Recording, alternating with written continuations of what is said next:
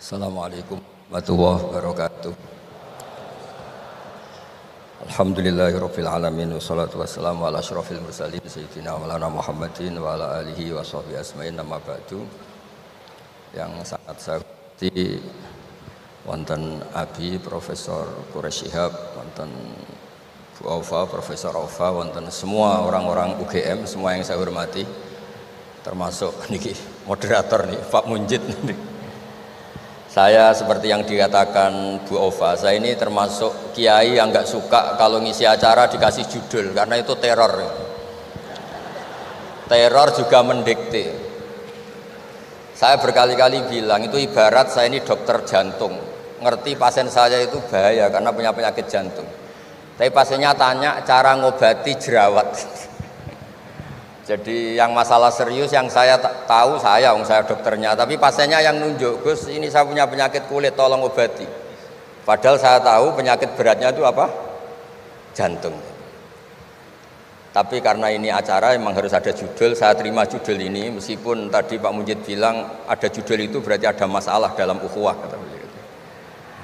Saya tadi karena sudah dipuji ahli Quran, sebelumnya terima kasih, tadi saya sepakat sama Pak Quraish. Terima kasih pada UGM karena sudah memberi gelar Pak Quraish Kiai Haji. Biasanya hanya Profesor Doktor, ini nggak ada Kiai Haji, ini spesial. Ini penganugerahan Kiai Haji dari UGM, itu keren betul. Ini Mbak Naswa harus mencatat itu penghormatan. Ini yang ngasih gelar Kiai Haji itu UGM. Jadi karena nggak punya alumni yang jadi kiai, yang ngasih gelar orang lain gitu kira-kira. Begini masalah solusi ya. Saya punya sekian cerita, tadi sudah dipuji ahli Quran, saya cerita yang Quran saja. Tidak semua masalah itu penyelesaiannya harus dimarahin atau ditegur atau lewat proses hukum formal atau hukum positif atau pengadilan.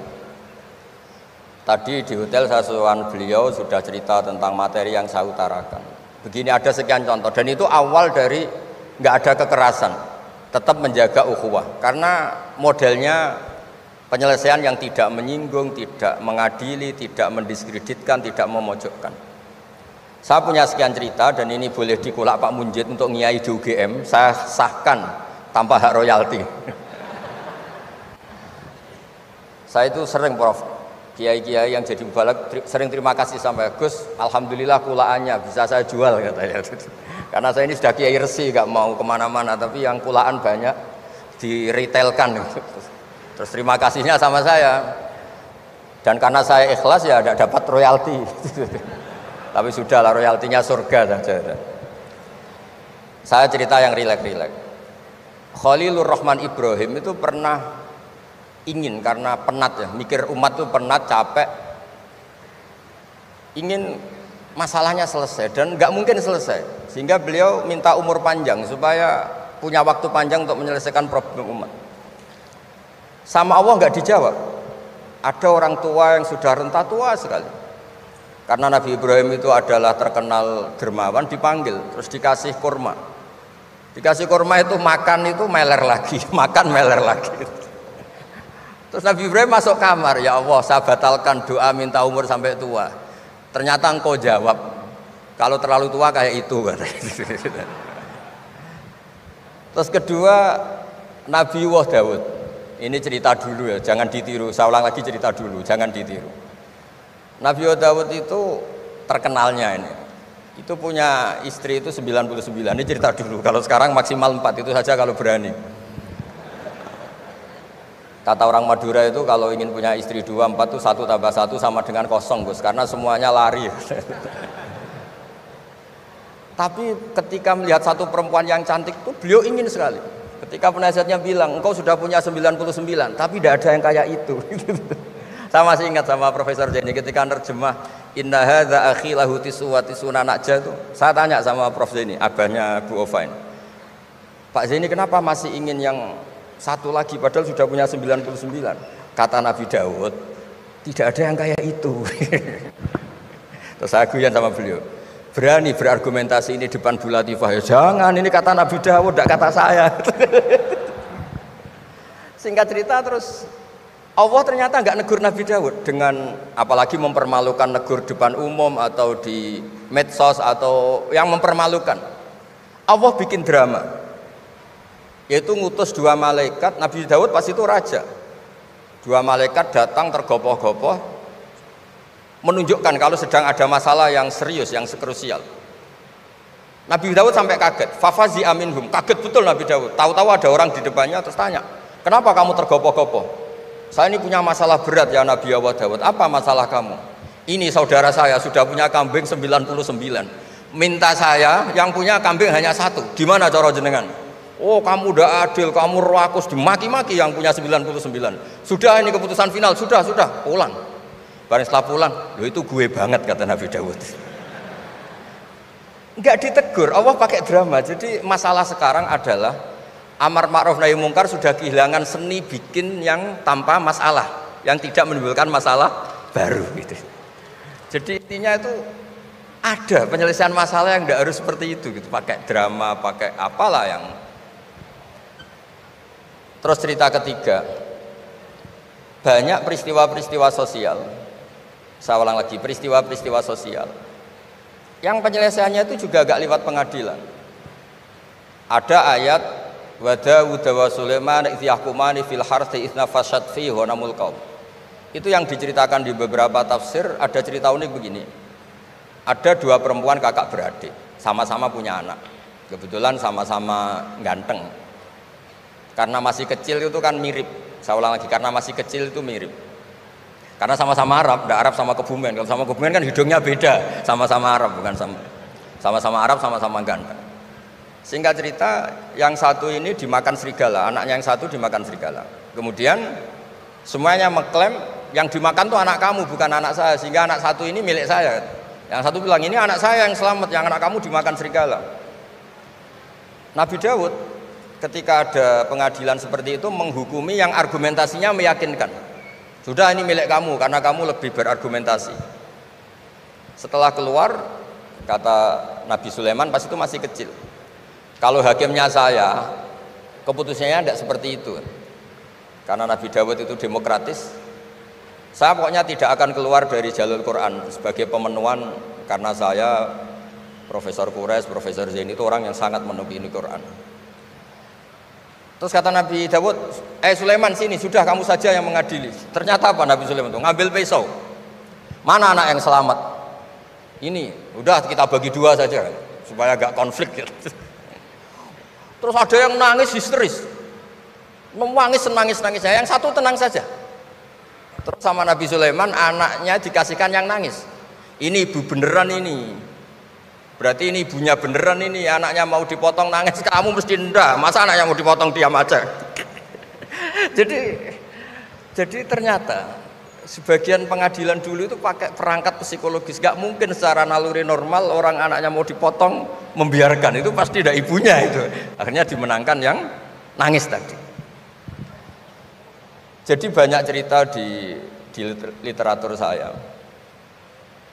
Itu tidak semua masalah atau kemungkaran atau maksiat atau apa itu diselesaikan pakai cara-cara mempermalukan di depan umum atau pidato berapi-api yang mojokkan sana sini. Cerita saya yang terakhir adalah tentang Rasulullah Muhammad SAW. Itu ada orang yang jenisnya hiper sek atau hiper lah. Itu dia mau masuk Islam tuh problemnya karena dilarang zina, dilarang seks bebas. Gaduh di masjid itu. Nabi memang kalau nemuin tamu di masjid karena itu wilayah publik. Nabi tanya, "Loh, kenapa gaduh?" Itu ada pemuda yang ingin masuk Islam tapi yasta'dzinu fi zina. Dia minta izin supaya tetap boleh zina.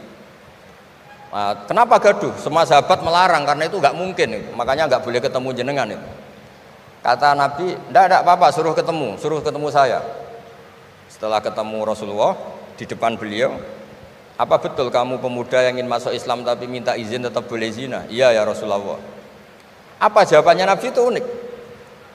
Atuhibbuhu li ummik, pertama. Kamu suka kalau ibu kamu profesinya seperti itu kemudian dinikmati hidung-hidung belang? Enggak Nabi. Kalau ada orang gitu sama ibu saya tak pukul. Atuhibbuhu li bintik. Kamu suka punya putri yang jadi mainannya orang-orang hidung belang? Ya enggak Nabi. atuhibbuhu li ammatik, kamu suka kalau itu terjadi di bule kamu. Sampai nyebut sekian orang-orang yang dicintai pemuda itu. Akhirnya pemuda itu, wallahi, demi Allah saya tidak pernah melihat sesuatu seburuk zina, seburuk itu. Dan demi Allah saya tidak akan zina lagi. Jadi logikanya diset oleh Nabi, dan Nabi tidak ngancam neraka, tidak marah, tapi logikanya diatur. Itu pula yang sering digunakan di Quran, sering ada kata kul aro'aitum, ya kan banyak di Quran. Aro'aitum itu orang diajak berpikir bersama.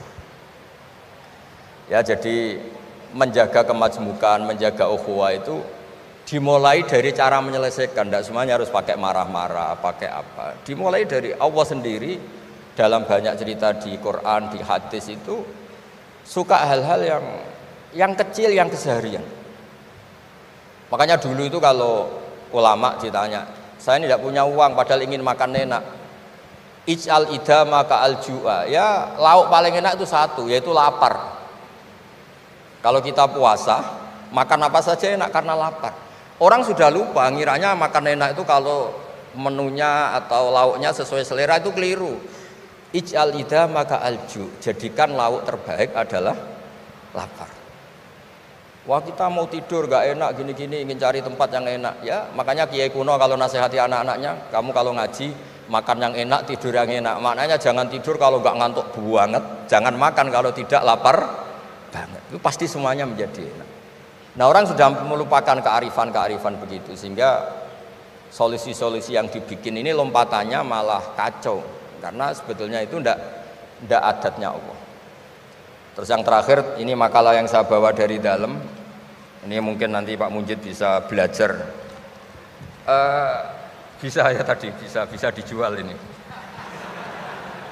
Karena sekarang itu ngaji itu pokoknya keren lah sekarang itu.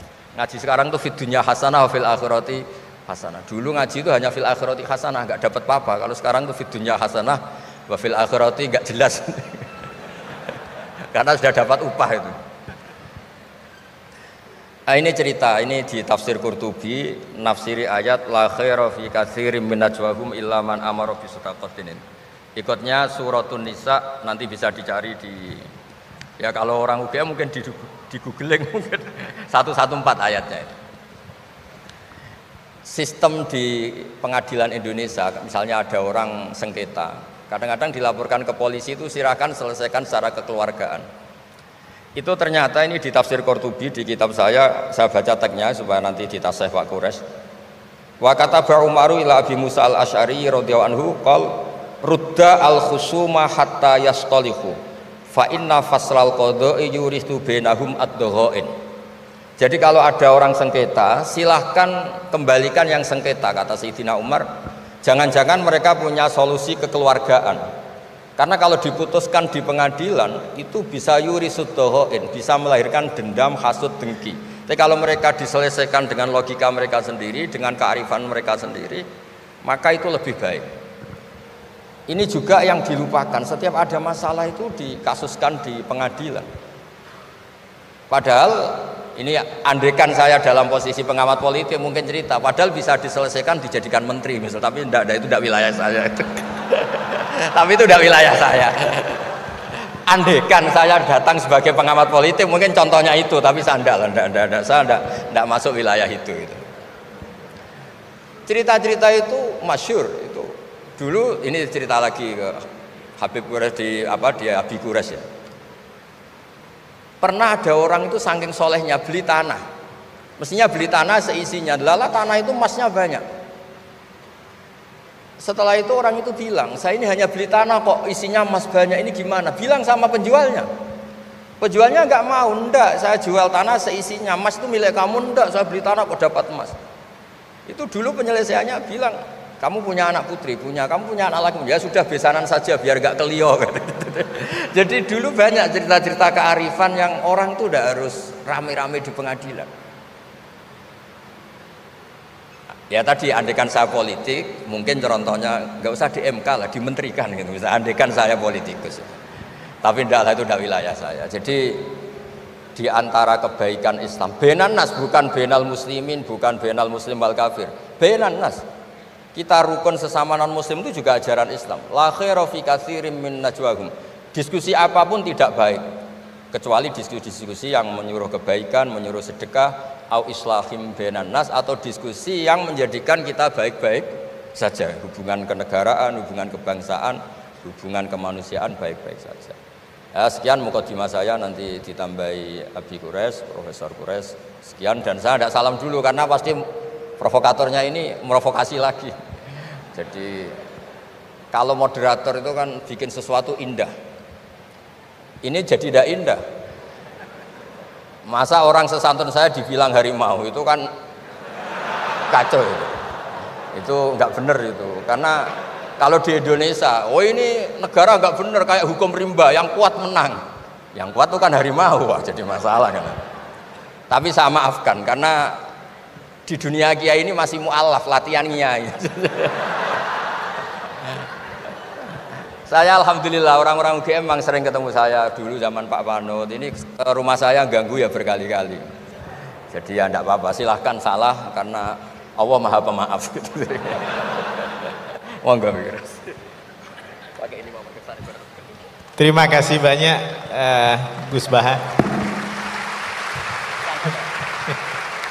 Alhamdulillah ya. Salah satu di antara kelebihan Gus Baha, ini salah satu aja. Banyak sekali kelebihan, tapi salah satunya adalah beliau selalu bisa membawa agama menjadi lebih mudah difahami, menjadi lebih konkret dengan kita, dan menjadi lebih relevan dengan kehidupan kita. Beliau kalau menafsir selalu punya catatan-catatan. Kalau bagi banyak orang ini baik atau bahkan mutlak baik, beliau selalu ada kecualinya. Berhubungan dengan orang kaya baik, tapi ada catatannya. Berhubungan dengan orang yang miskin misalnya, oleh banyak orang dianggap tidak baik, tapi beliau bisa menunjukkan kelebihannya. Berhubungan dengan orang yang punya jabatan tinggi, beliau ada catatannya. Berhubungan dengan orang yang tidak punya jabatan, beliau ada catatannya. Sehingga ketika kita mempraktikkan agama itu selalu ada ruang-ruang untuk menafsir, untuk berpikir, dan tidak begitu saja mengikuti tafsir yang hitam putih. Ini salah satu di antara kelebihan Gus Baha dalam semua apa yang beliau sampaikan. Nah, nanti silahkan Bapak Ibu teman-teman sekalian mempersiapkan pertanyaan yang terbaik. Sebelum itu kita akan minta kepada Profesor Quraisy Shihab untuk juga menyampaikan paparannya. Dan sebagai informasi Pak Quraisy, ini yang hadir pada hari ini bukan cuma mahasiswa yang muslim saja. Jadi beberapa mahasiswa yang non muslim pun ikut hadir, ikut mendengarkan Pak Quraisy dan Gus Baha. Ini kesempatan yang sangat istimewa. Silahkan Prof. Quraisy Shihab untuk menyampaikan. Bismillahirrahmanirrahim. Alhamdulillah. Wassalatu wassalamu ala Rasulillah wa ala alihi wa ashabihi wa man wala. Ibu Rektor yang saya hormati, saudara moderator, Pak Gus Baha, hadirin sekalian, Assalamualaikum warahmatullahi wabarakatuh.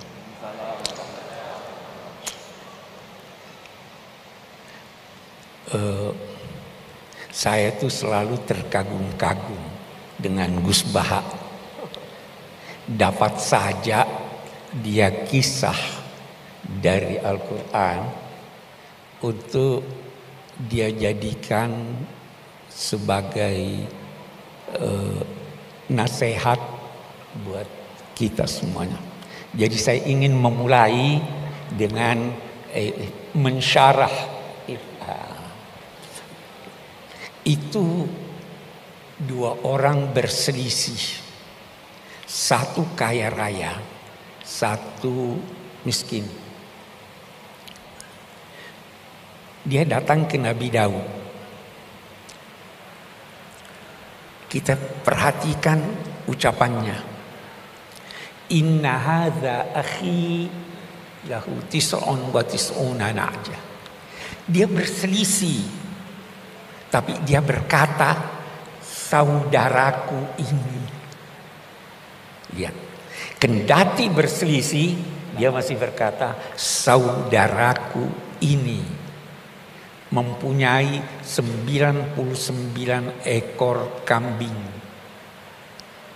Saya punya cuma satu. Dia mau yang satu itu juga dia ambil. Kita lihat lebih jauh. Nabi Daud begitu mendengar, dia lantas memberi putusan. Qad zalamaka bisu'ali na'jatik. Dia telah menganiaya kamu dengan menuntut dia punya yang satu itu. Kita lihat, benar enggak Nabi Daud ini? Tidak. Dia sadar bahwa dia telah memberi putusan sebelum mendengar dari pemilik 99. Apa maknanya? Jangan cepat-cepat beri putusan. Dengar dari seluruh pihak, baru beri putusan. Yang saya ingin katakan, kalau kita merujuk baik kepada kitab suci maupun kepada kearifan lokal, semua problema kita dapat terselesaikan dengan syarat kita menganggap yang tidak sependapat dengan kita adalah saudara kita, dan ya kan, dan berusaha mencari solusinya dari tuntunan Tuhan dan kearifan lokal kita. Dan itu sangat banyak. Ini saya kira satu yang saya ingin menjadi mukaddimah dari apapun namanya, untuk kita menghadapi ini, merawat ukhuwah.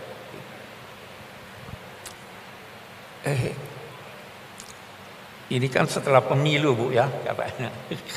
Saya terkesan begitu. Saya ingin berkata demikian lagi. Ada satu kearifan yang dikemukakan oleh kitab suci yang mungkin juga kita semua perlu sadari supaya terawat ini ukhuwah. Apa itu?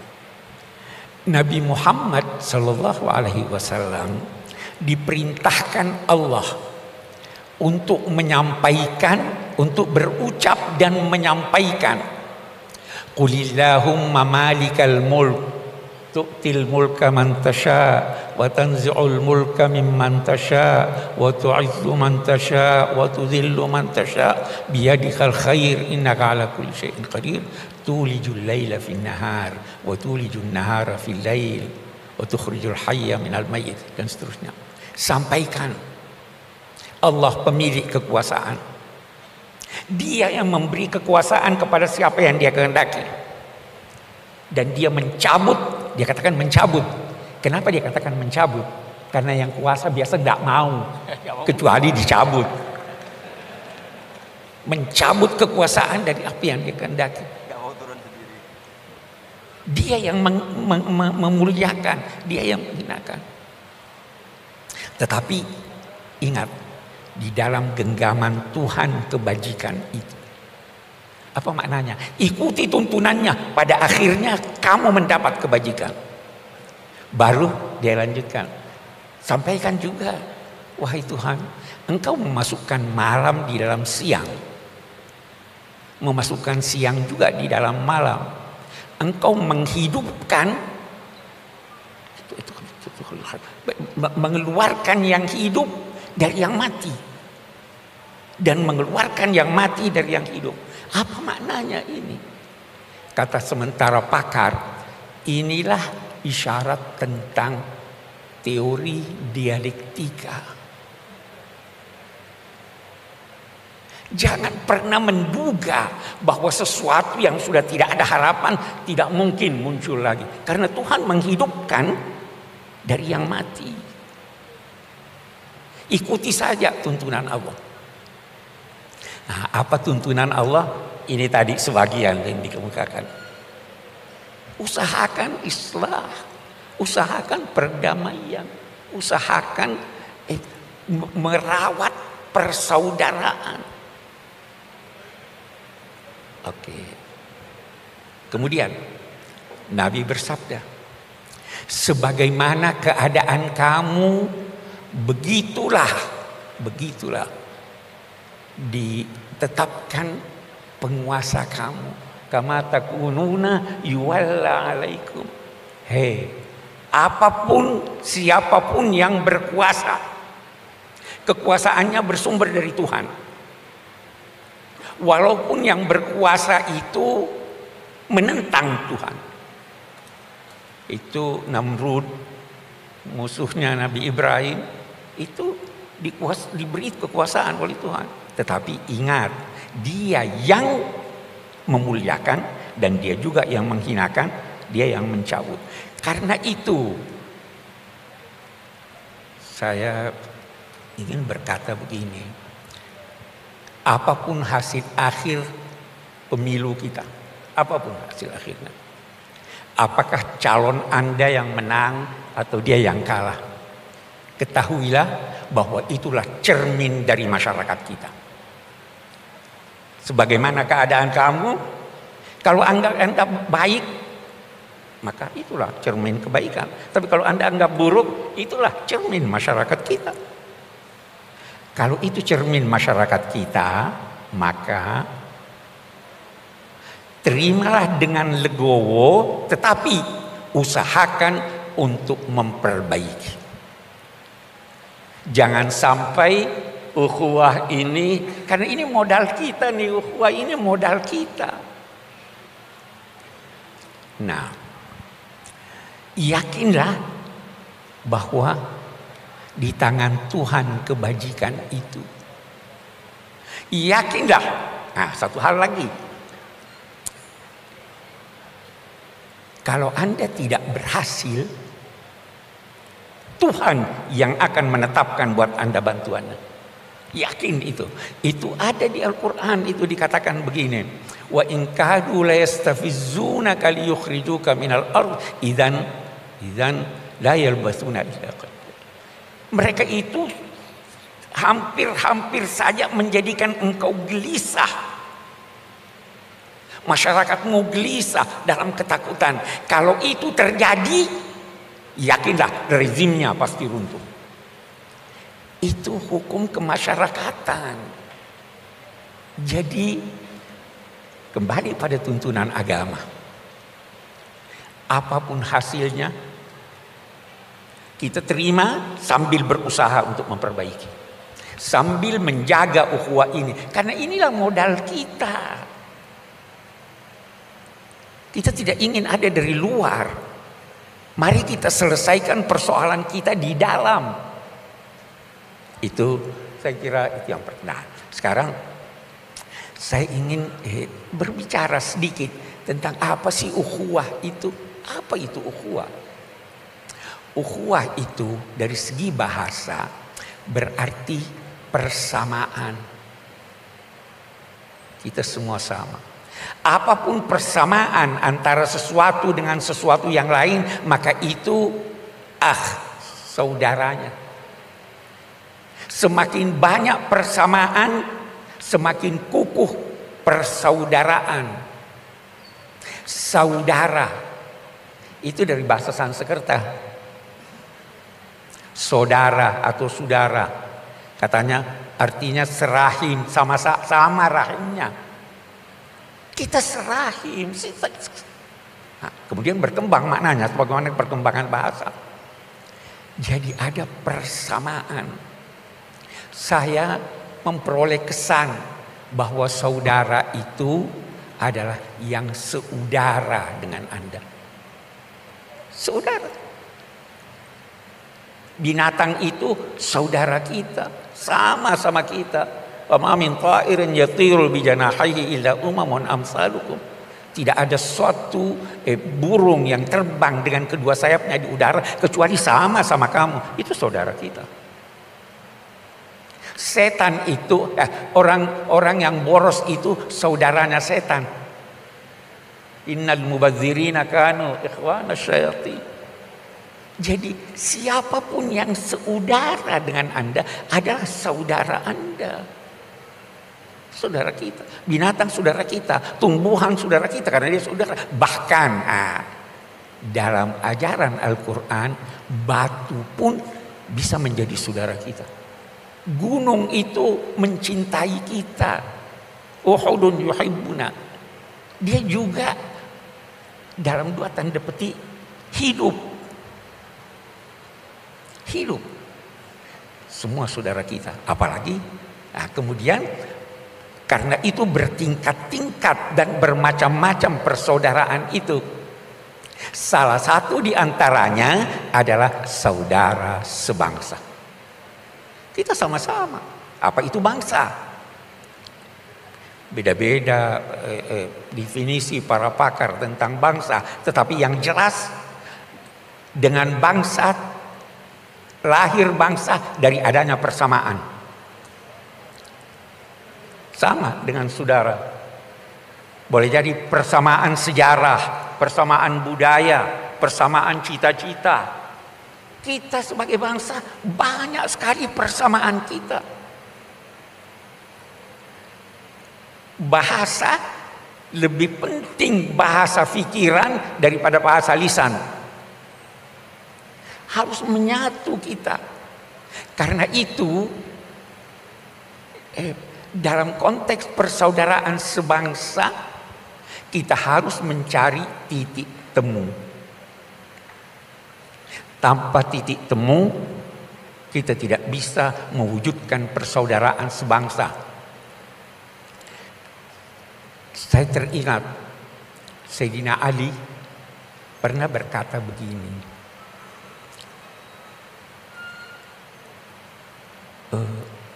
penyakitmu disebabkan olehmu, obatnya ada di tanganmu tapi engkau tidak sadari.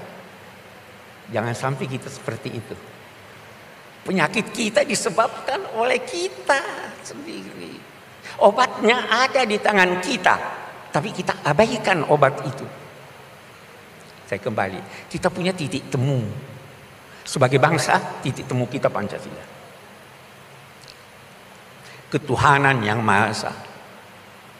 Itu titik. Bisa kita berbeda-beda penafsiran tentang apa arti ketuhanan yang Maha Esa. Bisa beda. Dalam Islam aja beda-beda itu. Tetapi kita percaya Tuhan. Bisa beda-beda kita dalam mengartikan Maha Esa itu apa. Tetapi kita percaya ada penguasa. Itu titik kita. Titik, Anda menulis kata dimulai dari titik. Apa yang Anda tulis terserah, asal mulai dari titik Tuhan. Kalau tidak mulai dari Tuhan, no. Itu kesepakatan kita. Anda mengakhiri kalimat dengan titik. Jangan pakai koma. Kalau begitu, Tuhan adalah pangkalan tempat bertolak dan pelabuhan tempat bersau. Kita berbeda, mari kita kembali kepada tuntunan Tuhan. Itu kesepakatan. Yang tidak mengakui ini di luar bangsa Indonesia. Kemudian ada kemanusiaan. Kesepakatan. Kemanusiaan itu mendahului keberagamaan. Mendahului keberagamaan. Anda mau pergi sholat Jumat, di tengah jalan ada orang yang ketabrak yang perlu ditolong. Apa Anda pergi sholat Jumat? Atau tolong ini?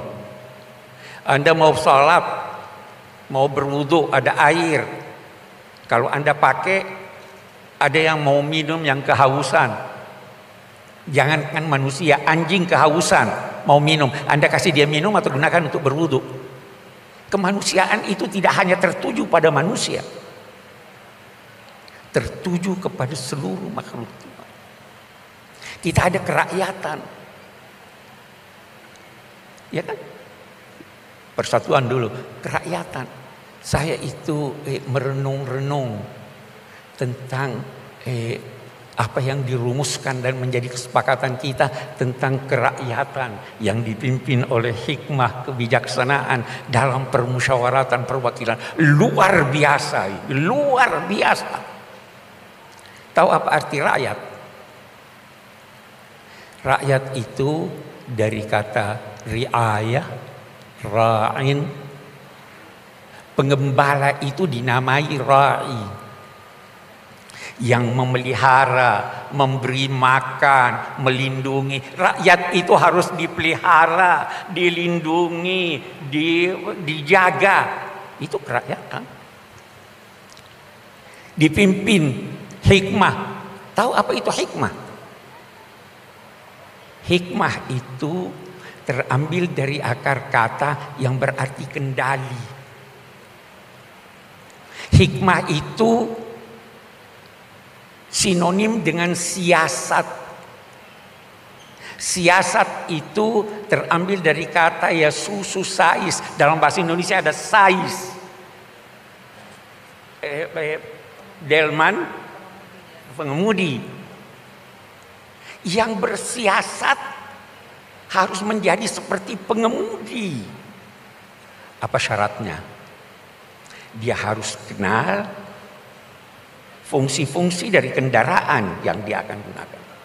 Dia harus tahu ini rem, ini apa namanya dan sebagainya, ini mesin. Kalau dia tidak tahu, tidak boleh dong mengemudi. Ada lagi, bukan cuma tahu, punya pengalaman dalam hal itu. Anak kecil, anak saya tahu itu, ini rem, ini klakson, ini. Tapi dia tidak tahu menggunakannya, tidak boleh mengemudi. Ada lagi? Ada. Dia harus tahu jalan, dia harus tahu arah. Kalau dia tidak tahu arah, kemana kita mau pergi? Jangan bersiasat. Itu bukan hikmah. Ada lagi? Ada. Mengemudi itu ada seninya. Bukan asal, ya ada seninya. Ada lagi, satu lagi. Dan ini yang hilang dari kita. Apa itu? Akhlak. Mengemudi itu perlu akhlak. Jangan bunyikan klakson malam-malam. Jangan menyalip dari sebelah kiri. Ada akhlaknya. Nah, kerakyatan yang dipimpin oleh hikmah, oleh siasat yang syaratnya seperti ini. Baru dalam permusyawaratan. Musyawarah itu apa? Musyawarah itu pada mulanya berarti mengambil madu dari sarangnya. Siapapun yang menemukan madu itu milik bersama. Karena itu Nabi bersabda, orang beriman itu seperti lebah. Bagaimana lebah? Dia selalu berada di tempat yang bersih. Kalau dia hinggap di dahan, dia tidak merusak. Ya, lebah begitu. Kalau dia menemukan kuntum bunga, dia tidak ambil sendiri. Dia menari-nari panggil yang lain, mari bersama-sama mengambil. Dia tidak mengganggu yang tidak diganggunya. Tetapi kalau dia menyengat, sengatannya obat. Itulah musyawarah. Saya ingin kembali berkata bahwa sebenarnya problema kita, kalau kita punya problem, boleh jadi kita tidak tahu penyakit kita apa. Dan kalau kita tahu, kita lupa bahwa obatnya ada pada diri kita. Kembali deh ke Pancasila, laksanakan itu secara baik dan benar, problema kita akan terselesaikan. Oke, kita bisa panjang berdiskusi menyangkut ini. Terakhir yang saya ingin katakan, persaudaraan itu dimulai dari jangan.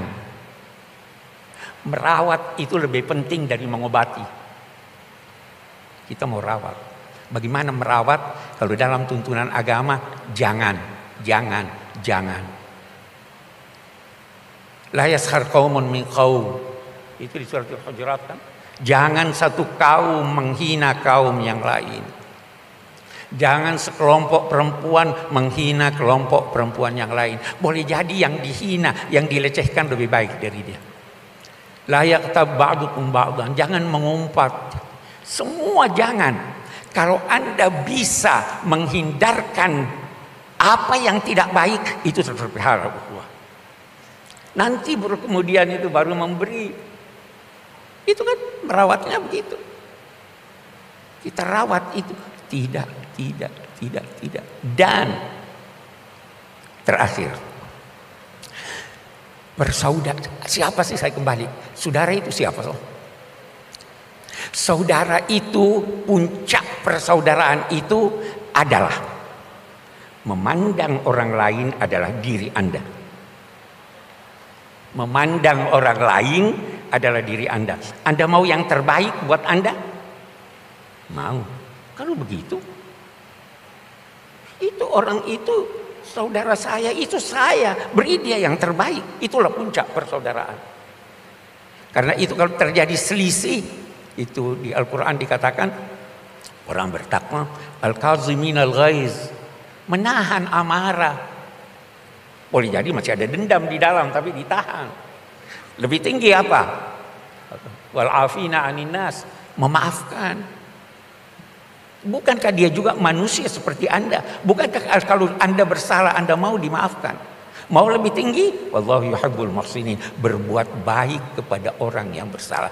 Itulah cara merawat ukhuwah. Tanpa itu terus ini begini, ini begitu. Dan pada akhirnya setelah kita berusaha, saya garis bawahi, berusaha sekuat kemampuan sambil memelihara modal utama ini, kalau Anda belum berhasil, yakinlah bahwa Tuhan akan turun tangan. Itu hukum kemasyarakatan yang dijelaskan oleh Al-Quran. Pasti, karena apa? Setiap rezim ada ajalnya. Bukan cuma manusia yang punya ajal.